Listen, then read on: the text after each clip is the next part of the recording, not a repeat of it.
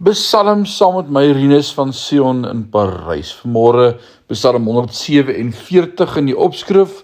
Dit is goed om God te prys. Ek lees vir jou vanmôre Psalm 147 vers 11. Die Here verheug hom in hulle wat hom dien, in die wat hulle hoop vestig op sy troue liefde. In hierdie Psalm vandag word ons daaraan herinner om God te loof. Ons is gemaak om die Here te loof, en dit is 'n pragtige ding wanneer ons dit doen. Hy is waardig. Hy tel en nommer die sterre en noem hulle by die naam. Ons gedagtes kan nie die oneindige pragt, wonders en genade wat die Here sin pyl nie. As ons God egter waarlik wil loof, kan ons dit nie vrystyl aanbied nie.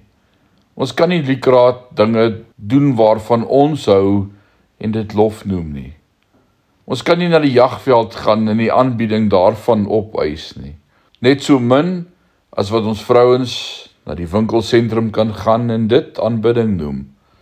As ons die Here werklik wil aanbid, sal ons soek wat hy wil hê. Wat soek God in aanbidding? 'n nederige hart en 'n responsiwiteit, gehoorsaamheid aan sy woord. Ek word vandag daaraan herinner dat God ons baie gawes gee, dat die grootste gawe wat hy gee, homself is. Vanmôre wil ek uitroep, U moet geprys word. Ek nooi jou om saam met my te bid vanmôre. Hemelse Vader, U alleen vanmôre moet ontvang al die lof en al die eer en al die aanbidding van ons harte. U is 'n groot God. En daar is niemand soos U nie. U is onveranderlik, gister, vandag, tot in alle ewigheid dieselfde.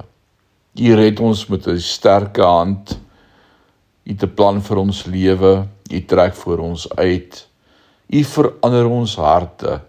U maak hierdie hart van klip 'n hart van vlees. U alleen moet aanbid word en geprys word. Word verheerlik deur ons lewe in hierdie dag. Is ons gebed in Jesus naam. Amen.